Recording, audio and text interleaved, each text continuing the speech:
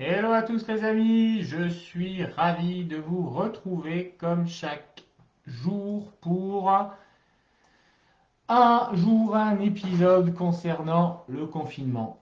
J'ai décidé, je vous le rappelle, tous les jours, je vous fais une vidéo ici pour vous donner des petits conseils, des petites astuces pour renforcer votre psychologie, pour discuter avec vous.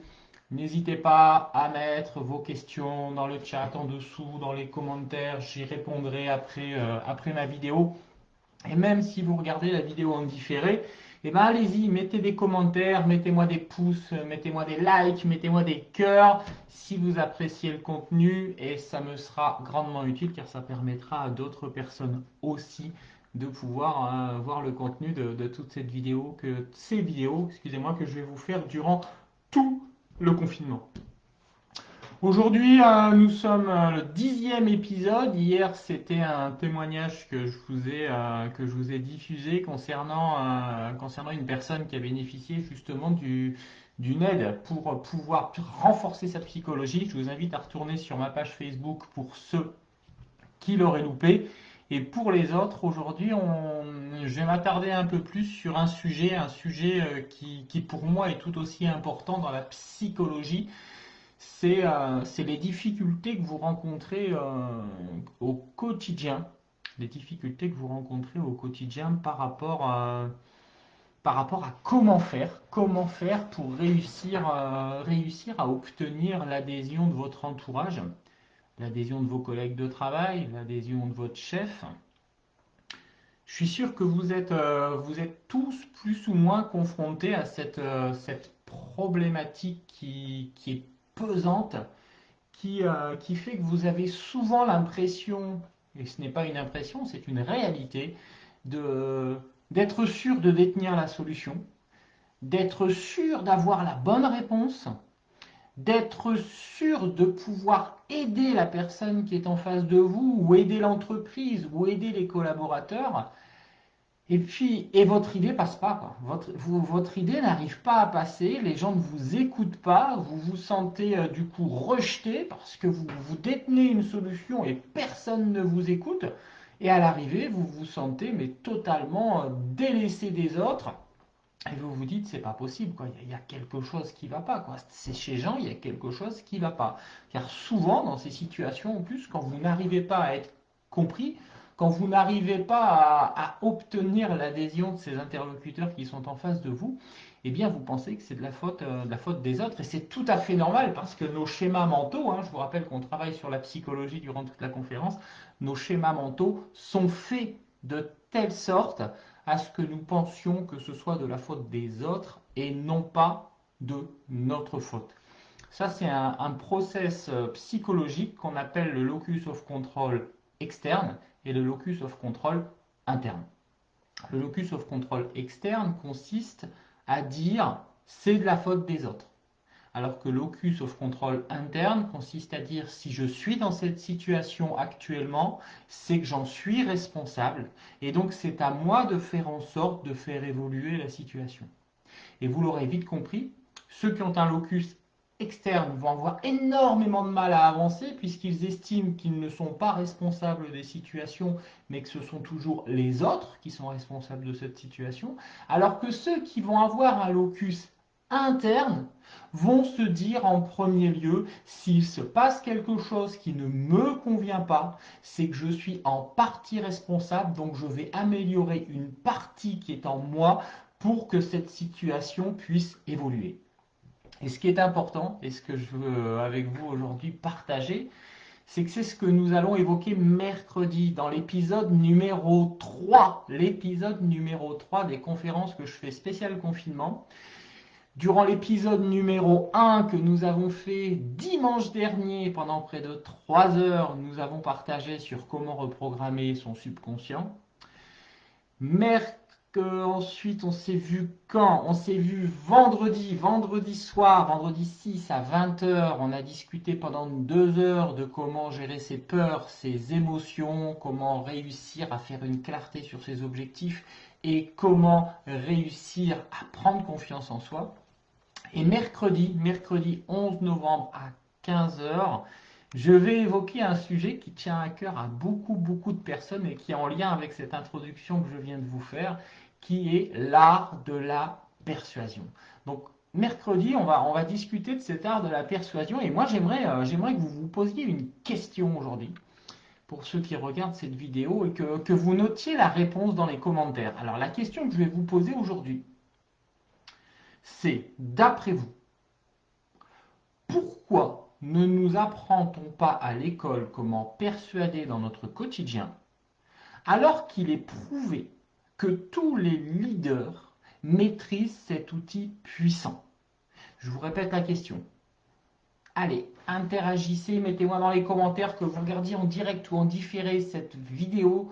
Mettez-moi en commentaire ce que vous pensez de cette réflexion, car je vais en parler longuement mercredi et j'aimerais avoir du grain à moudre, car c'est grâce à vous aussi que je peux progresser.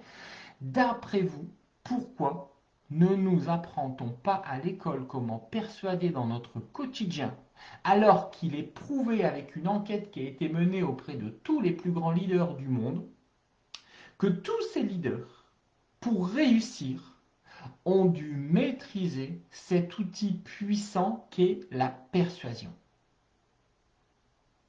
Alors notamment, je vais en parler dans la conférence mercredi, mais je vais aussi vous donner la raison de ce secret. Pourquoi justement la société ne veut pas que tout le monde maîtrise l'art de la persuasion?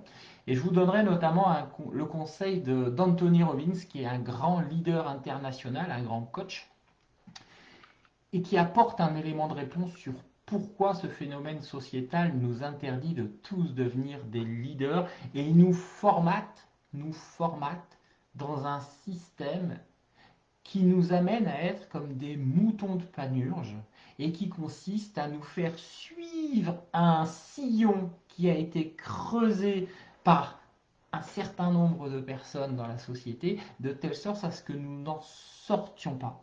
Alors on verra notamment mercredi par rapport à cette question justement, et j'espère vraiment votre interaction sur le sujet, on verra comment Aristote, il y a plus de 2000 ans, et Robert Cialdini ont fait de la persuasion un art, même si Robert Cialdini c'est il y a un peu moins de 60 ans.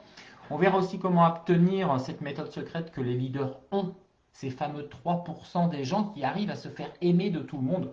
Car aujourd'hui, on a tous une envie forte, c'est de se faire aimer de tous, de se faire aimer de son compagnon ou de sa compagne, de se faire aimer de ses enfants, de se faire aimer de ses amis, de se faire aimer de ses collaborateurs de travail, de se faire aimer de son chef, de se faire aimer du monde entier.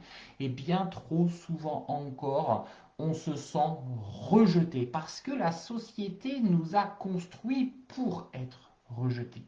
On verra également comment les 11 leviers vont vous garantir à tous de l'amour.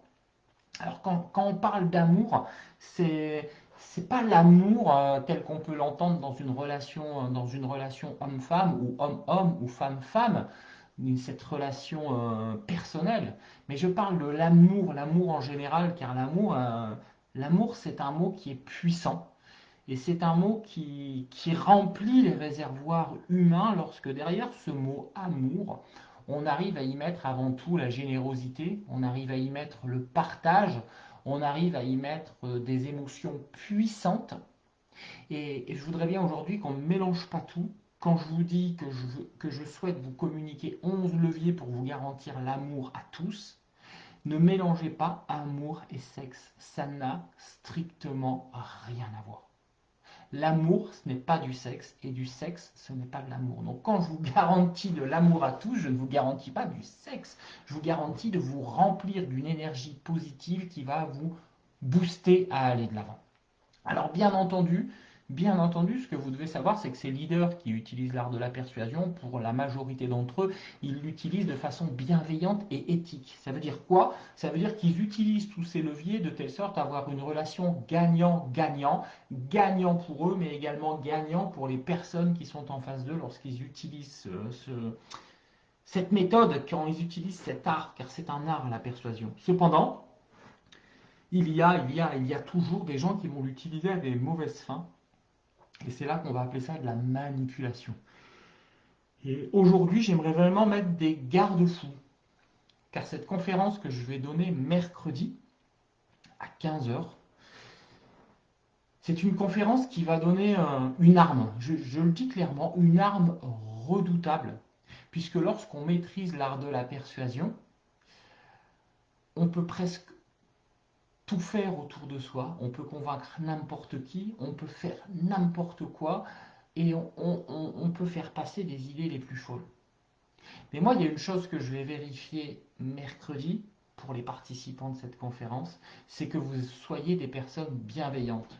Donc je vous le dis tout de suite, ne venez pas si c'est pour l'utiliser de façon à manipuler les gens. Je ne veux mercredi que des gens qui vont être bienveillants et qui vont avoir une éthique dans l'utilisation. C'est pour ça d'ailleurs que cette conférence de mercredi, contrairement à toutes les autres, ne va être réservée qu'à 100 personnes, car je ne veux pas mettre entre toutes les mains cette méthode qui est d'une puissance extrêmement rare. Alors, dites-vous que les hommes politiques utilisent l'art de la persuasion. Les salariés, quand ils veulent être recrutés, utilisent l'art de la persuasion. Une personne qui recherche un prêt à la banque doit utiliser l'art de la persuasion. Un avocat, quand il défend un client, doit utiliser l'art d'une persuasion. Une personne qui cherche à tomber amoureuse d'une autre personne va utiliser l'art de la persuasion. Un chef d'entreprise qui, au quotidien, qu'est-ce qu'il va faire? Il va persuader ses collaborateurs, il va persuader ses partenaires, il va persuader ses fournisseurs. Donc aujourd'hui, on utilise tous l'art de la persuasion. Et il y a une chose que vous ne savez pas, parce que pour certains, vous êtes peut-être en train de vous dire que l'art de la persuasion, non, ça ne vous dit rien, vous ne maîtrisez pas, vous ne savez pas faire. Et pourtant, pour ceux qui ont suivi les 2 premiers épisodes le savent, pour les autres, eh bien, je vous invite à venir pour bien découvrir tout cela. Durant les 10 premières années de votre vie, vous avez été des artistes qui maîtrisiez à la perfection l'art de la persuasion. Puis suite à ce que nous avons dit dans les 2 premiers épisodes, eh bien cet art de la persuasion a petit à petit disparu, on est rentré dans l'adolescence, on a commencé à avoir ses doutes, on a commencé à avoir ses peurs, on a commencé à développer une autonomie qui nous a enfermés dans un carcan sociétal, puis à l'âge adulte, alors là c'est devenu la catastrophe. Donc vous avez tous en vous cet art de la persuasion qui dort, et ce que je vais faire pour les 100 qui vont être là mercredi, je vais réveiller cet enfant qui est en vous et qui maîtrisait l'art de la persuasion entre ses 0 et ses 10 ans. Posez-vous ces seules questions, c'est important. Et une fois que vous aurez posé ces questions-là, vous pourrez vous dire, est-ce que j'ai vraiment besoin de l'art de la persuasion? 5 questions. La première, essayez-vous au quotidien de manipuler, de convaincre ou de persuader? Il est fort à parier que si vous n'arrivez pas à faire passer vos idées, si vous n'arrivez pas à être un leader, moteur qui entraîne les gens vers lui ou avec lui, c'est que vous essayez plus de convaincre que de persuader. Et la manipulation, je ne veux même pas en parler pour le moment. Posez-vous la question, vous arrive-t-il aujourd'hui, si vous êtes salarié, de persuader votre employeur, de persuader vos collègues de travail, si vous êtes manager, ou vos équipes, vos amis, votre mari, votre femme, vos financeurs, que ce soit à titre particulier ou à titre professionnel? Y arrivez-vous? Et quand vous essayez, est-ce que c'est douloureux? Est-ce que vous ressentez de la douleur quand vous savez que vous allez devoir entrer dans cette phase de négociation, de persuasion, car on est vendeur durant toute notre vie, et on est vendeur tous les jours, on vend nos idées, on vend nos envies, on vend on vend nos compétences, on vend tout, on vend ses paroles. Et derrière vendre, il n'y a pas forcément de l'argent. Quand je vends mon cœur dans une relation, c'est je vends mon amour. Quand je vous dis que je vends mes paroles, c'est parce que je partage ces paroles qui doivent se diffuser et qui doivent avoir un impact de l'autre côté. Quand je dis je vends mes compétences, là c'est vraiment vendre mes compétences, j'échange mes compétences contre un salaire. Et puis la dernière question, c'est demandez-vous, est-ce que vous éprouvez de la frustration, après vos tentatives de persuasion? Alors c'est simple, souvent on éprouve cette frustration quand on essaye de persuader et qu'on n'y arrive pas. On est convaincu qu'on a la bonne idée, on est convaincu qu'on a le bon projet, on y va, on fonce, on présente, on parle, on met tous les arguments sur la table et à l'arrivée, on essuie un non. Si en répondant à toutes ces questions, effectivement, vous vous rendez compte que le compte n'y est pas, alors, venez mercredi, c'est offert, hein. Je vous rappelle que c'est des conférences qui sont gratuites, parce qu'on m'a posé la question cet après-midi encore, c'est des conférences qui sont gratuites, et je vous donne du contenu. Il y a des gens qui me disaient avant-hier, Christophe, je ne viendrai pas à cette conférence parce que je viens d'en suivre une où la personne m'a vendu pendant 3 quarts d'heure son produit et a fait un quart d'heure, 20 minutes de contenu. Eh bien, ceux qui viennent ceux qui sont venus à l'épisode 1 et l'épisode 2, n'hésitez pas à me mettre en commentaire si je passe mon temps à vendre mon produit ou si je passe mon temps à vous donner du contenu. Sur les 3 heures de dimanche, j'ai passé 2h45 à donner du contenu. Sur les 2 heures de vendredi, j'ai passé 1h 3 quarts à vous donner du contenu. Mes conférences, c'est du contenu.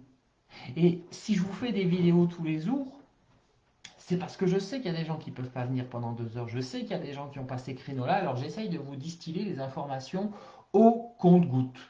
Alors aujourd'hui, le conseil que je pourrais vous donner, donc je vais vous en donner un conseil qui va être en introduction de tout ce qui va se passer mercredi, qui va être riche. Arrêtez de vouloir convaincre. Car lorsqu'on veut convaincre quelqu'un, souvent, on provoque chez lui un mécanisme cognitif qui va créer une barrière entre lui et vous et qui va le paralyser et qui va l'empêcher de passer à l'action. Et même si vous avez la bonne idée, même si vous avez le bon projet, même si vous aimez follement cette personne qui est en face de vous, et bien à vouloir convaincre, vous allez obtenir le résultat inverse à ce que vous souhaitez. Car convaincre, c'est essayer avec des faits rationnels de convaincre la personne que c'est vous, que c'est votre projet, que c'est vos idées, et la personne a un cerveau qui ne fonctionne pas avec le rationnel, qui ne fonctionne pas de la sorte.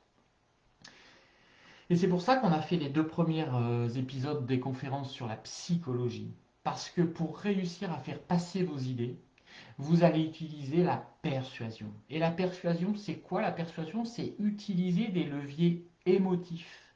C'est-à-dire, c'est aller capter les émotions de vos interlocuteurs. Et une fois que vous avez capté leurs émotions, réussir à les faire passer à l'action pour neutraliser leurs peurs. Neutraliser les peurs, c'est essentiel. Et jouer sur les émotions pour que les bonnes émotions ressortent et donc aident la personne à passer à l'action, c'est primordial. Et c'est tout ça que nous allons voir mercredi. Vous avez un lien au-dessus, n'hésitez pas à cliquer dessus, c'est le rendez-vous Devenez-vous 3 pour le 3e épisode. On clique, on s'inscrit, c'est gratuit, c'est que du contenu pendant quasi toute la conférence. Donc je vous invite à venir et on se retrouve demain pour une nouvelle vidéo où pendant jusqu'à mercredi, je vais vous donner des petits outils, des petits conseils pour réussir à persuader au quotidien et faire passer plus facilement vos idées et vous faire plus facilement apprécier, devenir plus influençant ou influençante et devenir plus inspirant ou inspirante. Je vous souhaite un très bon dimanche, commencez bien votre semaine, j'espère que le confinement n'est pas trop compliqué pour vous et sinon nourrissez-vous de tous ces contenus qui vous sont donnés sur internet durant ce confinement. Bye bye à tous et je vous dis à très bientôt. Au revoir.